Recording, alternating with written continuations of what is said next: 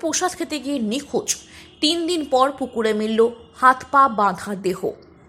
দক্ষিণ চব্বিশ পরগনা কাকদ্বীপের নারায়ণপুর এলাকায় এক যুবকের রহস্য মৃত্যুতে কেন্দ্র করে সোমবার সকাল থেকে তীব্র উত্তেজনা ছড়ায়। শিবরাত্রির রাতে প্রসাদ খেতে বেরিয়ে নিখোঁজ হওয়া বুদ্ধদেব চক্রবর্তী, বয়স আনুমানিক 37, এর দেহ উদ্ধারকে ঘিরে কার্যত রণক্ষেত্রের চেহারা নেয় গোটা এলাকা। পরিবার সূত্রে জানা গিয়েছে, নারায়ণপুর দ্বিতীয় ঘেরি বাসিন্দা বুদ্ধদেব গত শুক্রবার শিবরাত্রির দিনে স্থানীয় এক নিমন্ত্রণ বাড়িতে প্রসাদ খেতে গিয়েছিলেন। তারপর থেকেই তার আর কোনো খোঁজ পাওয়া যায়নি। পরিবারের দাবি, বহু খোঁজাখুঁজির পরও গত 3 দিন ধরে তার কোনো সন্ধান মেলেনি। আত্মীয় স্বজন ও প্রতিবেশীরা সম্ভাব্য সব জায়গায় তল্লাশ চালালেও ব্যর্থ হন। অবশেষে সোমবার সকালে প্রায় 10টা নাগাদ নারায়ণপুর তৃতীয় ঘেরি এলাকায় একটি পুকুরে ভাসমান দেহ দেখতে পান স্থানীয় বাসিন্দারা। খবর পেয়ে ঘটনাস্থলে ছুটে আসেন পরিবারের সদস্যরা। দেখা যায় মৃতদেহের 2 হাত পা দড়ি দিয়ে শক্ত করে বাঁধা ছিল। এই দৃশ্য ঘিরে এলাকার চরম ক্ষোভে সঞ্চার হয়। স্থানীয়দের অভিযোগ, এটি একটি পরিকল্পিত খুন। ক্ষুব্ধ জনতা স্থানীয় বাসিন্দা বিষ্ণুপদ জানার বাড়ির সামনে জড়ো হয়ে বিক্ষোভ দেখাতে শুরু করেন। পরিস্থিতি দ্রুত উত্তপ্ত হয়ে ওঠে। খবর পেয়ে কাকদ্বীপ থানার পুলিশ ঘটনাস্থলে পৌঁছলে বিক্ষুব্ধ জনতা তাদের ঘিরে প্রতিবাদ জানায়। পরিস্থিতি নিয়ন্ত্রণে আনতে এলাকায় অতিরিক্ত পুলিশ বাহিনী মোতায়েন করা হয়। ঘটনার গুরুত্ব বিবেচনা করে পুলিশ তদন্ত শুরু করেছে।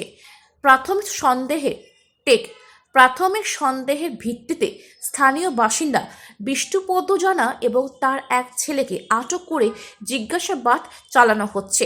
পরিবারের পক্ষ থেকে খুনের অভিযোগ দায়ের করা হয়েছে। মৃতদেহ ময়নাতদন্তের জন্য পাঠানো হয়েছে। পুরনো শত্রুতা, ব্যক্তিগত বিরোধ নাকি অন্য কোনো গভীর ষড়যন্ত্র, কোনো কারণে এই মৃত্যু তা খতিয়ে দেখছে পুলিশ। ময়নাতদন্তের রিপোর্ট হাতে এলে মৃত্যুর প্রকৃত কারণ সম্পর্কে স্পষ্ট ধারণা পাওয়া যাবে বলে মনে করছেন তদন্তকারী মহল।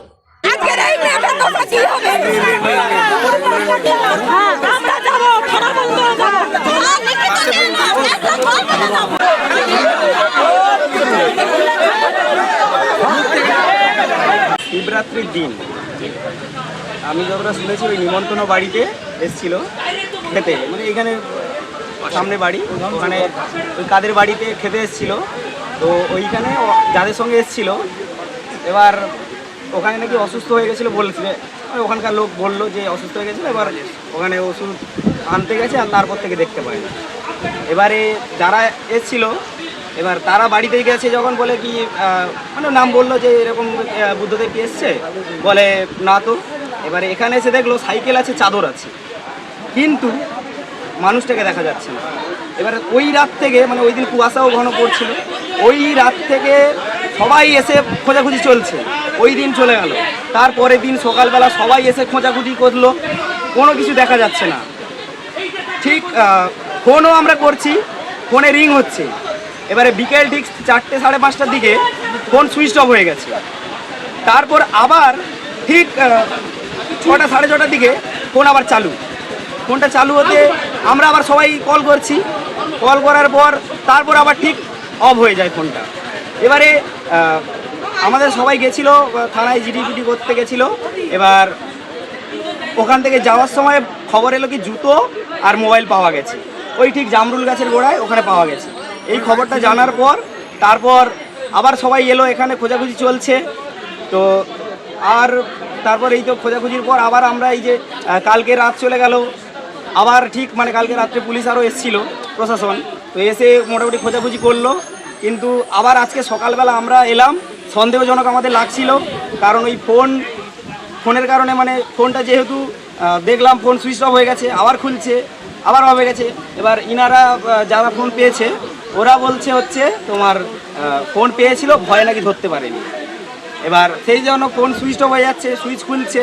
আর জুতো জামরুল গাছের গোড়ায় জুতো যেহেতু পাওয়া গেছে আর ফোন পাওয়া গেছে, তাহলে আমাদের যে সমস্ত লোকেরা আমরা যারা খোঁজাখুঁজি করছিলাম, কিন্তু এত চারদিক খোঁজাখুঁজির পরেও পাওয়া যায়নি ওইখানে, কিন্তু ঠিক কালকে ঠিক 4টে সাড়ে 5টার দিকে ওনারা কী করে পেল, সেইটাই আমাদের সন্দেহ লাগছে। এবার সকাল থেকে আমরা সবাই মিলে এসে চারিদিকটা খোঁজাখুঁজি করছি। এবার আমাদের এখানে দাদারা সবাই মিলে মোটামুটি একটু সন্দেহজনক করছিল ওই পুকুরটা। এবার আমরা জানি কি ওই পারে পুকুরে হয়তো কোনো কারণে হয়তো পড়ে যেতে পারে বা কোনো কিছু একটা হতে পারে, কিন্তু সেটা কোনো কিছু আমরা দেখছি না। ওই পাশে অতটা সন্দেহ লাগেনি, এই পারে সন্দেহ লেগেছে। তো একটা খুঁটা পুঁতা ছিল, হয়তো কোনো কিছু কারণে খুঁটায় পুঁতে রাখতে পারে বা কোনো কিছু একটা হতে পারে, আমরা সন্দেহ ভেবেছি। কিন্তু আমাদের নামানোর, আমার ভাগনাকে নামানো হয়েছিল, তো সে হচ্ছে খুঁটাটা তুলে নিয়ে এলো। খুঁটাটা তুলে আনার পর খুঁটায় কিছু নেই। তারপর তাকে বলা হলে আরেকটু তুই একটু খোঁজাখুঁজি করতো। যখন ওই দিকটা খোঁজাখুঁজি করতে যায় তখন তার পায়ে লেগেছে। পায়ে লাগার পর আমাদের দাদারা সবাই মিলে গিয়ে দাদাকে তুলে আনা হয়। তুলে আনার পর এখানে রাখা দেখা গেল পুরো মাথাটা ফুলে আছে, পুরো মাথা ফুলে গেছে, আর মুখ থেকে পুরো কাঁচা ব্লাড বেরোচ্ছে। আর বাড়ির সামনেও দেখলাম ব্লাড পড়ে আছে ওখানে। এই পর্যন্ত আপাতত যতটা জেনেছি। এবার পুলিশ মনে হচ্ছে কি আপনাদের মার্ডার কেস, মুখ থেকে কাঁচা ব্লাড বেরোচ্ছে। নেই মানে মানুষকে যদি না মারে তাহলে মুখ থেকে কাঁচা ব্লাড বেরোবে কেন? আর যদি একটা মানুষ অচেতন অবস্থায় পুকুরেও পড়ে যায় তাহলে আজকে 3 দিন হয়ে গেল, কোনো কিছু খোঁজ খবর পাওয়া যাচ্ছে না।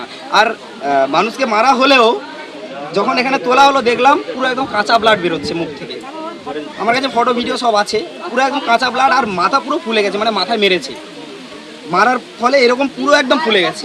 কি মনে হচ্ছে কেন আপনারা বলছেন খুন করা হতে পারে কেন? আমার দাদা এত সৎ, মানে ওর কারুর সঙ্গে ঝগড়াঝাটি অশান্তি কারুর সঙ্গে কিছু নেই, কোনো কারুর সঙ্গে ওর একটা অভিযোগ কেউ করতে পারবে না। মানে এত ও কাজে যায়, কাজ থেকে আবার চলে আসে। তাহলে কেন হলো এরকম আমরা কি করে মানে বুঝতে পারছি না জিনিসটা কেন, আর মার্ডার কেন করা হলো আমরা সেটাও বুঝতে পারছি না যে কেন করা হলো, এই কেসটা কেন, মানে কার ক্ষতি করেছে। পরিবারের পক্ষ থেকে অভিযোগ করছেন থানায়, খুনের অভিযোগ করছেন? হ্যাঁ হ্যাঁ, পুলিশ প্রশাসন এলো, এবার যাদেরকে সন্দেহ করা হয়েছে তাদেরকে তুলে নিয়ে গেছে, আর আমাদের বডিকেও তুলে নিয়ে গেছে। কিন্তু আমাদের পুরো একদম ফুল, আমরা পুরো একদম মার্ডার, পুরো একদম মুখ থেকে ব্লাড, কাঁচা ব্লাড বেরোচ্ছে, আর পুরো মাথা ফুলে গেছে। আর বাচ্চা, একটা ছোট্ট বাচ্চা আছে, এবারে ওই বাচ্চাটার কি মানে মা নেই, সেই বাচ্চাটা কি হবে তার ভবিষ্যৎ আমরা দেখতে, পুলিশ প্রশাসন বা সরকারের দিক থেকে একটু সবাই মিলে যদি সাহায্য করেন ওনার বাচ্চা মেয়েটার জন্য ভবিষ্যৎটা। কে হয় আপনার যিনি মারা? আমার মেজো জেঠুর বড় ছেলে। দাদা হয়? হ্যাঁ, ওনার বউ নেই, উনি আর ওনার বাচ্চা, একটা 8-9 বছরের বাচ্চা মেয়ে। আপনার নাম? আমার নাম রামপ্রসাদ চক্রবর্তী। হচ্ছে রেল স্টেশনে মুটিয়া মজদুরের কাজ করত। আমাদের পাশের পাড়ায় বিশ্বজিৎ প্রধানের বাড়িতে শিবরাত্রির উপলক্ষে নিমন্ত্রণ ছিল। ওরা কয়েকজন লেবার মিলে এরা এখানে খেতে এসেছিল। ওরা 7 জন ছিল, তার মধ্যে 6 জন ওরা আগে সিট পেয়ে যায়, মানে ওরা খেতে বসে যায়। এরা খেয়ে ওঠার পরে ওই ছেলেটাকে আর খুঁজে পায়নি। ওরা তখন থেকে রাত্রি প্রায় তখন 9:30 10টা, তখন থেকে ওরা সারা রাত খোঁজাখুঁজি করার পর কোথাও পেল না। পরের দিন সকালে ওরা খোঁজাখুঁজির পরে থানায় একটা মিসিং ডায়েরি করা হয়। তারপরে থানা থেকে পুলিশ যখন ইনভেস্টিগেশনে আসে তখন কিছু এখানে পাওয়া যায়নি। ঠিক কালকের সন্ধ্যা 7টা নাগাদ এখান থেকে একটা খবর ওঠে যে ওর মোবাইল আর জুতো এখানে বিষ্ণুপদ জানার বাড়িতে পাওয়া যায়। পাওয়ার পরে ওরা মোবাইলটাকে থানায় জমা করে। আজকের সকালে আমরা গ্রামবাসী মিলে বৃষ্টি জানার বাড়িতে আসি। এসে এখানে আমরা খোঁজাখুঁজি করার পরে কিছুই দেখতে পেলাম না। তাৎক্ষণিক কিছু পরে বোঝা গেল ওনার বাড়ির উঠানে একটু ব্লাডের ছিটে পাওয়া যাচ্ছে। ওই ব্লাডের ছিটেকে সন্দেহ করে ওই সূত্র ধরে পুকুরে খোঁজাখুঁজি করার পরে বডি পুকুরে একটা খুঁটির সঙ্গে বাঁধা অবস্থায় ডোবানো ছিল। ওখান থেকে আমরা বডিটা উদ্ধার করে। মনে হচ্ছে আপনাদের? আমাদের মনে হচ্ছে এটা মার্ডার কেস। হ্যাঁ, একে খুন করা হয়েছে। এর জন্য প্রশাসনের কাছে চাইছি আমরা ওর বিচার। ওর একটা ছোট বাচ্চা মেয়ে রয়েছে, ওর ফ্যামিলির বাবা মা আছে, হ্যাঁ, বৃদ্ধা। ওদের আর আয় রোজগার ওইটাই ছিল। মানে কারো মৃত্যুর কারণটা কি হতে পারে? মৃত্যুর কারণটা একে নৃশংসভাবে খুন করা হয়েছে। কারণটা কি হতে পারে? কারণ ও ওখানে খেতে এসেছিল, ওই দিন রাত্রে খুব কুয়াশা ছিল। কুয়াশার জন্যে ও হয়তো দিক নির্ণয় না করতে পেরে এদের বাড়িতে আসুক কি যাই হোক, তখনই এরা ওকে মারধর করে। মারধর করার ফলে ও মারা যায়। ওই সেই অবস্থায় বডিটাকে ওরা পুকুরে জলে ডুবিয়ে দেয়। আপনার নামটা বলুন। আপনার নাম আমার নাম সরোজ গুচ্ছাই।